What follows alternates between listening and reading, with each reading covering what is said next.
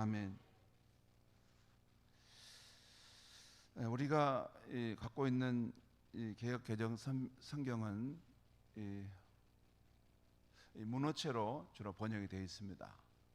그러니까 구어체, 우리가 서로 이렇게 일상적으로 대화하는 이런 방식으로 번역되어 있지 않고 이게 일반 서적 책에서나 기록될 수 있는 그런 방식인 문어체로 이렇게 기록되어 있습니다. 그래서 이 성경을 읽을 때 이 문장의 구조나 표현 방법이 좀 이렇게 딱딱하고 어려울 때가 있습니다. 그런데 그럴 경우에 이 개역 개정 성경 말고 표준 세번역이나 또는 세번역 또 우리말 성경, 일반 성경을 보는 것이 꼭 필요합니다. 왜냐하면 우리가 성경을 읽는 것은 무슨 고상한 표현 방법을 이렇게 그걸 보려고 성경을 읽는 것은 아니죠. 우리를 향한 하나님의 뜻을 분명하게 알고 싶어서 그런 거 아닙니까? 그리고 이 성경을 기록하게 하신 하나님도 우리가 하나님의 뜻을 이렇게 애매모호하게 잘 모르는 것보다는 하나님의 뜻을 선명하게 깨닫고 이렇게 그 뜻을 따라 살아가기를 하나님 원하시지 않겠습니까? 그렇죠? 그렇습니다. 우리 이 개정 성경을 저도 항상 보는데 이것을 또 너무 우상화시키면 안 됩니다. 이게 너무 막 이것만 막 전부 성경이고 또 다른 우리말 성경이나 표준 세번역은 별로 성경도 아니다. 그건 자기 생각입니다. 그건 자기 관념이에요. 객관적인 그런 관념도 아닙니다. 참고로 말씀드리면 우리가 갖고 있는 모든 성경은 번역문입니다. 이게 하늘에서 뚝 떨어진 게 아니고 원래 성경, 오리지널 성경은 구약 성경은 히브리어로 된 성경이 있습니다. 제가 제 서재에 꽂혀 있습니다. 그리고 신약 성경은 헬라, 그리스어로 쓰여진 성경이 있습니다. 그것도 제 서재에 있습니다. 제가 언제 보여달라면 가져오겠습니다. 그게 원 텍스트입니다. 그게 오리지널입니다. 그리고 모든 이 성경은 다 이런 우리가 갖고 있는 성경은 번역을 한 것입니다. 그 원본을 학자들이 모여서 번역을 한 건데 어쩔 때는 이런 성향의 학자들이 번역한 것이고 어쩔 때는 또 이런 성향의 학자들이 번역한 겁니다. 요 개역 개정 성경은 일반적으로 정통 보수라고 하는 분들이 주로 모여서 번역한 거예요. 근데 정통 보수가 좋긴 좋은데 이제 세월이 지나면서 신세대가 일어나면 그 말씀이 뭔 말인지 잘 모르죠. 그래서 현대인의 성경이라는 것도 필요하고 또 표준 세번역이라는, 그러니까 오늘 현대의 그 젊은이들이 더 이해하기 쉽게끔 성경을 그 목적을 가지고 번역할 수도 있는 것입니다. 그러니까 성경은 이것만이 100% 신성시 된다, 그렇게 생각하는 것은 그건 자기의 생각입니다. 그건 학자들의 공통적인 생각은 아닙니다. 원 텍스트는 따로 있고 이것을 번역한 것입니다. 그러니까 우리 성경을 읽을 때 어쩔 때는 내용이 좀 이게 표현 방법이 좀 이해하기 어렵습니다. 그러면 여러분 그냥 그런가 보다 하고 넘어가는, 그게 그렇지 않습니다. 그러면 안 됩니다. 그 말씀이 무슨 말씀인지 분명히 알아야지 우리가 그 진리를 따라가지 않겠습니까? 그러니까 할 수만 있으면 여러분 꼭 성경 가질 때 개역 성경뿐만 아니라 표준 세번역이 그래도 좀 더 우리가 쉽게 이해하도록 번역되어 있고, 공동 번역은 주로 이제 카톨릭에서 학자들이 번역해서, 카톨릭에서도 훌륭한 성서학자들이 많습니다. 그런데도 좀 거기는 또 우리하고 정서가 좀 다릅니다. 그러니까 그 표준 세번역이나 우리말 성경을 이렇게 보시면 좋고, 우리 교회에서 올해 그 단권 성경 읽기를 하고 있지 않습니까? 그래서 한 권씩 성경을 읽는 것을 지금 하고 있는데 거기서는 우리말 성경으로 된 것을 주로 해서 읽고 있습니다. 괜찮습니다. 우리가 성경을 읽는 것은 고상한 표현 방법을 알려고 하는 게 아닙니다. 우리가 살아갈 날들이 많지 않은데 무슨 표현 방법이 좀 대단한 것, 그것에 연연할 것이 아니고 정말 성경을 통해서 하나님이 우리 육체를 가진 인생들에게 살 수 있도록 주시는 생명의 말씀을 알아들어야 됩니다. 알아들어야 됩니다. 여러분들도 새벽에 나와서 이렇게 말씀을 들을 때 그냥 뭐 성경 말씀이 그런가 보다 그렇게만 이렇게 지나갈 것은 아니고 항상 성경을 읽을 때는 진리를 사수하는 자의 마음으로 진리. 왜냐하면 이 진리는 생명의 진리입니다. 이 진리의 말씀 하나가 우리가 죽고 사는 문제와 연결될 수 있어요. 그러니까 이 말씀을 항상 좀 더 분명하게 이해할 수 있는 길이 뭘까? 그렇게 성경도 있고 또한 그렇게 교회에서 성경을 이렇게 탐구하는 거, 더 깊이 연구하는 법을 가르쳐 주겠다 하면 참여하시면 좋습니다. 정말입니다. 참여하면 내가 알지 못하는 그런 성경을 보고 또 이해할 수 있는 그런 길도 배울 수 있는 거죠. 오늘 아침에 이 말씀을 보면 오늘 아침에 말씀을 여러분 제가 이렇게 말씀을 준비할 때도 대충 이렇게 막 준비하지 않습니다. 참고로 말씀드리면 최소한 성경을 4개, 5개의 성경을 비교해서 봅니다. 제가 보는 것은 우리 개역개정, 왜냐하면 여러분들이 우리 목사님이 어떻게 말씀을 준비하는가 그것도 아시는 거 좋을 것 같아서 개역개정 성경을 보고 표준세번역 성경을 보고 공동번역 성경을 보고 우리말 성경을 보고 또 영어 NIV 성경을 보고 또 영어 NASB 성경을 봅니다. 5개 정도는 봅니다. 그리고 주석서 2-3개를 봅니다. 그리고 이것을 우리 성도님들의 상황에 어떤 의미가 있을까 또 묵상해 봅니다. 이게 그냥 아무렇게나 대충 나온 건 아닙니다. 아무튼 새벽에 말씀을 전하면 우리 목사님이 성경은 5개 정도는 그 본문을 비교해서 보고 묵상하고 왔구나 그렇게 생각하시면 됩니다. 그렇게 하는 이유는 뭐겠습니까? 다른 거 아닙니다. 이 말씀, 성경의 말씀을 읽을 때 정말 그 말씀이 그러한가 그것을 이렇게 알고자 하는 그런 마음으로 성경을 대하는 것이 그것이 하나님을 경외하는 마음입니다. 오늘 아침 말씀 제목은 하늘의 번향에 영혼의 닻을 내리고. 여러분 그 바다 위에 떠 있는 배가 있지 않습니까? 이렇게 배가 안전하게 정박하려면 닻을 이렇게 깊은 물속에 내려야죠. 그리고 아주 그 육중한 닻을 내리지 않습니까? 그랬을 때 바람이 불고 풍랑이 몰아쳐도 이 닻을 깊이 내리고 있으면 그 배가 안전하게 정박해 있을 수 있죠.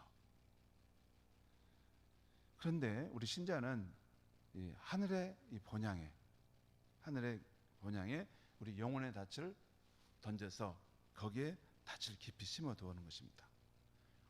우리가 살아가는 이 광야 길은 늘 풍파가 몰아쳐옵니다. 우리를 흔들리게 하는 그런 삶의 환경들이 있는데 우리가 안전하게 그 하늘의 본향을 향해 가려면 이 닻을 분명하게 내리고 가야 된다는 것이죠. 우리의 영혼의 닻을 하늘의 본향, 하나님이 지으시고 세우신 그 영원한 도성에 깊이 닻을 내리고 가는 것입니다. 그러면 살면서 이런저런 바람이 불어도 그냥 잠깐 왔다 갔다 흔들릴 수 있지만 그 닻이 우리를 붙들고 있기 때문에 우리가 괜찮죠. 이렇게 확 흔들려도 닻이 우리를 붙들고 있습니다. 그래서 우리는 그 하늘의 본향까지 결국에는 가게 된다는 것입니다. 오늘 아침 말씀에서는 어제 아침 말씀과 달리 히브리서 저자는 격려와 소망의 말씀을 하고 있습니다. 오늘 9절과 10절 말씀을 보겠습니다. 9절과 10절 말씀 제가 읽겠습니다. 사랑하는 자들아 우리가 이같이 말하나 너희에게는 이보다 더 좋은 것 곧 구원에 속한 것이 있음을 확신하노라. 그래서 우리가 이같이 말하나는 이 앞에 있는 내용을 말해요. 앞에 어제 우리 아침에 보았던 것 거기 보면 성장하지 않는 신앙은 위험하다는 말씀을 드렸어요. 그리고 정체되어 있는 신앙은 위험하다는 말씀을 드렸어요. 그래서 더 완전한 대로 계속 나아가야 된다. 성숙한 경지로 나아가야 된다. 어제 우리가 말씀드렸죠. 하늘에 내리는 비를 받아서 우리가 열매를 맺어야 한다. 그 말씀을 들었죠. 그런데 지금 그 부분은 그렇게 말하지만 또 이 히브리서 저자가 그 회중들을 향해서 소망의 말을 하는데 너희에게는 이보다 더 좋은 것 곧 구원에 속한 것이 있음을 확신하노라. 10절 말씀 보겠습니다. 하나님은 불의하지 아니하사 너희 행위와 그의 이름을 위하여 나타낸 사랑으로 이미 성도를 섬긴 것과 이제도 섬기고 있는 것을 잊어버리지 아니하느니라. 참 이 표현 방법도 어렵습니다. 여러분 이 문어체 표현 방법인데 쉽게 말하면 이런 거예요.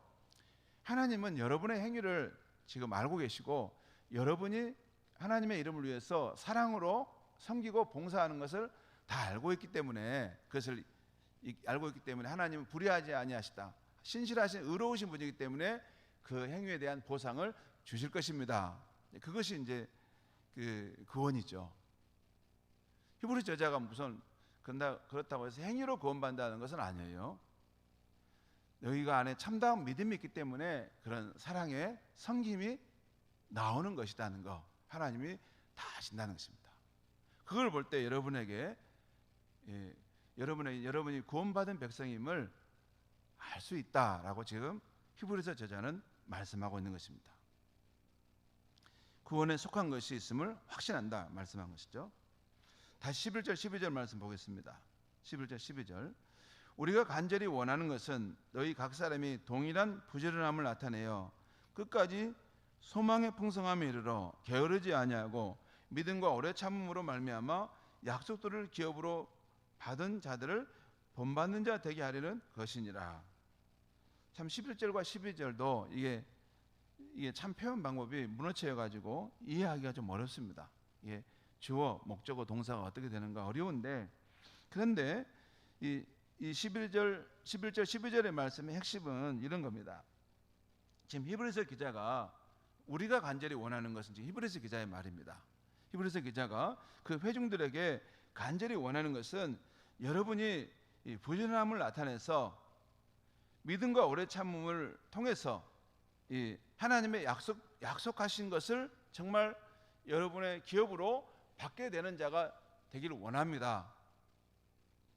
그 말씀인데 그것을 이렇게 표현하고 있어요. 그 믿음과 오래 참으로 말미암아 약속들을 기업으로 받은 자들을 본받는 자 되게 하려는 것입니다. 그러니까 그런 사람들을 본받는 것은 결국에는 뭡니까? 그런 사람들처럼 믿음과 오래 참음으로 하나님의 약속하신 것을 궁극적으로 여러분의 기업으로 받게 되시길 원합니다. 그 말씀입니다. 여러분 여기서 그 게으르지 아니 12절에 게으르지 아니하고 믿음과 오래 참음으로 말미암아 약속들을 기업으로 받은 자들 그 사람들 누굽니까? 지금 히브리서 기자는 이 사람은 지금 구약 성경을 아는 사람이에요. 신약 성경을 아직 몰라요. 구약 성경을 아는 사람인데 구약 성경에 믿음과 오래 참음으로 말미암아 약속들을 하나님의 약속들을 기업으로 받은 자의 대표적인 사람이 누구죠? 아브라함입니다. 아브라함이 그렇지 않습니까? 그래서 이 다음에 13절 이하에 아브라함에 대한 이야기를 지금 하고 있어요. 아브라함은 믿음과 인내로 하나님의 약속하신 것을 상속받은 자의 대표적인 인물이죠. 자, 이런 아브라함을 여러분들이 본받도록 하기 위함이라는 것입니다. 자, 13절 14절 말씀 보겠습니다. 그래서 하나님이 아브라함에 약속하실 때 가르쳐 맹세할 자가 자기보다 더 큰 이가 없으므로 자기를 가르쳐 맹세하여 이르시되 내가 반드시 너에게 복 주고 복을 주며 너를 번성하게 하고 번성하게 하리라 하셨더니 여기서 그는 누굴까요? 아브라함이죠. 이게 그가 누구를 말하는가 생각해 봐야 됩니다. 결국 아브라함은 이같이 오래 참아 약속을 받았는지라. 이 말씀 15절 말씀 보면 아브라함이 하나님도 맹세를 하신 건 사실이지만 아브라함도 이같이 오래 참아 하나님의 약속하심을 받을 때 오래 참았다는 말이구나. 이게 쉽게 그냥 그게 이루어진 것이 아니라 오래 참음으로 그 약속하심이 이루어지게 되었다. 지금 이 말씀이죠. 여러분 창세기 아브라함에 대한 기사를 보면 하나님께서 아브라함을 약속의 땅으로 부르실 때 보면요, 먼저 축복을 약속하십니다. 그게 창세기 12장 1절에 3절에서 나와요. 너는 너의 본토 친척 아버지 집을 떠나 내가 너에게 지시할 땅으로 가라. 그리고 내가 너의 후손을 축복하며 내가 너를 크게 번성케 하고 너를 복되게 하겠다. 너의 후손으로 통해서 만민이 복을 받게 하겠다. 이런 약속들을 주십니다. 그 약속의 말씀 주시죠. 그리고 또 창세기 17장에 보면 아브라함이 99세의 나이가 되었을 때 다시 한번 하나님께서 나타나서 그 동일한 그 내용을 약속을 상기시켜 주십니다. 그리고 그 다음에 아브라함이 독자 이삭을 하나님께 믿음으로 바쳤을 때 하나님께서 이전에 아브라함과 했던 그 약속을 다시 한번 말씀하시는데 그때는 맹세하심으로 말씀하십니다. 히브리서 기자가 이것을 기가 막히게 포착한 것이에요. 앞에 창세기 12장과 17장에서는 하나님 그 약속하신 것을 말씀하셨는데 창세기 22장 아브라함이 독자 이삭을 바치는 후에는 하나님이 아브라함의 약속하실 때 맹세하여 이르시되라는 표현을 쓰고 있어요. 거기 보면 히브리서 말씀을 여러분 잠시 접어두고 가면 좋겠는데 제가 시간상 그냥 두시기 바랍니다. 제가 창세기 22장의 16절에 18절 말씀을 제가 읽어드릴 테니까 나중에 찾아보시면 됩니다. 제가 읽어드릴게요. 창세기 22장 16절 18절 말씀 들으시기 바랍니다. 그때는 지금 독자 이삭을 바치고 다시 하나님이 아브라함을 나타나 축복하신 내용이에요. 이렇습니다. 이르시되 여호와께서 이르시기를 내가 나를 가리켜 맹세하노니 너가 이같이 행하여 내 아들 내 독자도 아끼지 아니하였은즉 내가 내게 큰 복을 주고 내 씨가 크게 번성하여 하늘의 별과 같고 바닷가의 모래와 같게 하리라. 또 내 씨로 말미암아 천하 만민이 복을 받으리니 이는 너가 나의 말을 준행하였음이라 하셨다 하니라. 무슨 말씀이냐면 히브리서 이 기자는 하나님께서 아브라함에게 처음에는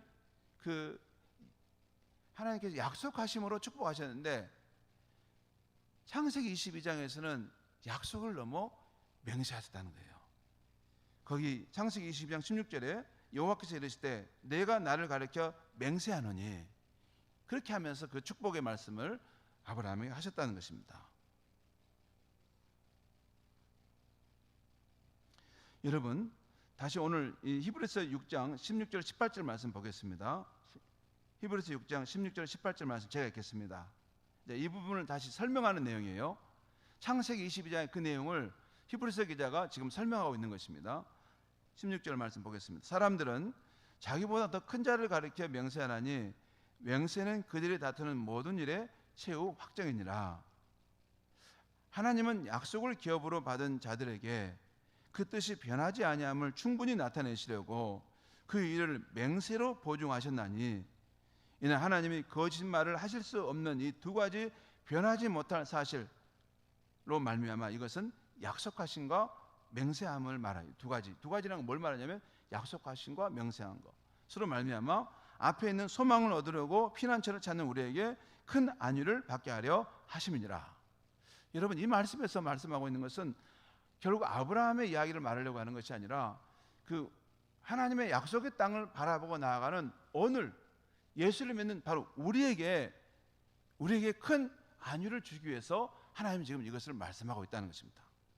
여러분 여기 보면 18절에 표현 방법이 중요한데 끝에 보면 이런 말씀 있죠. 앞에 있는 소망을 얻으려고 피난처를 찾는 우리에게 큰 안위, 큰 위로를 받게 하심이라 할 때 여러분 우리가 성도 여러분 지금 저와 여러분이 피난처를 찾아가고 있죠. 그 피난처를 찾아가고 있어요. 그 피난처가 어떤 거죠? 여러분 하나님이 그 믿는 자들에게 약속하신 이 피난처가 어떤 곳인지를 히브리서 기자는 계속해서 이 말씀하고 있는데요.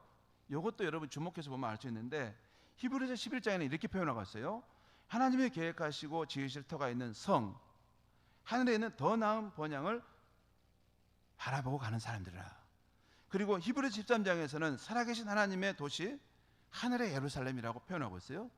그리고 그 도시는 어떤 진동에도 살아남을 흔들리지 않는 그 나라다라고 하는 것을 히브리 저자는 표현하고 있어요. 그러니까 우리가 지금 믿음의 사람들이 그 피난처를 향해 가고 있는데 그 피난처가 어떤 곳인가? 하늘의 새 예루살렘이라는 것이에요. 흔들리지 않는 그 나라라는 것이에요.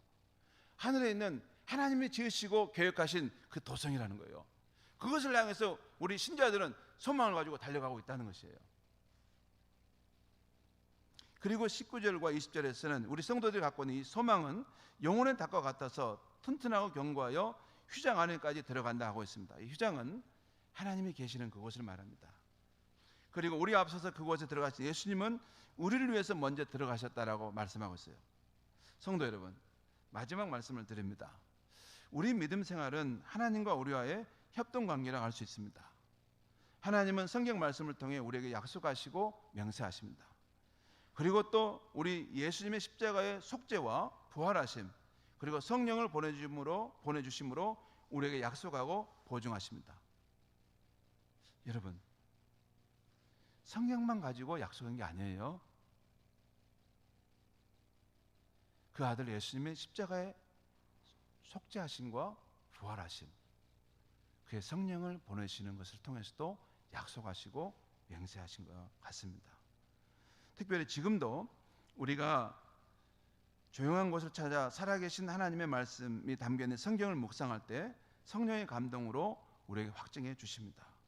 그리고 우리는 살아계신 하나님의 말씀을 통해 성령께서 감동을 주실 때 그때마다 순종하며 나아가는 것이죠. 그 상황이 그 말씀을 따라가는 것이 불가능한 것처럼 보일 때에도 하나님의 약속의 말씀과 성령에 대한 믿음과 인내를 갖고 믿음의 선진처럼 반응하며 나아가는 것입니다. 그리고 그렇게 살다 보면 언젠가 하나님의 약속의 땅에 이르게 된 것입니다.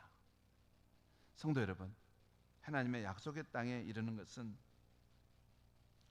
우리가 정신이 또록또록 해가지고 당당한 모습으로 가지는 못합니다. 그렇게 갈 수는 없어요. 우리가 쇠락해 가면 나중에는 희미해지고 우리의 믿음조차도 흔들릴 때가 옵니다. 그러면 어떻게 우리가 가냐면 하나님이 약속하시고 맹세로 보증해 준 것, 그 힘으로 인해서 연약한 믿음을 가진 우리도 결국에는 구원받아 흔들리지 않는 그 나라에 가 있는 것을 보게 되는 것입니다.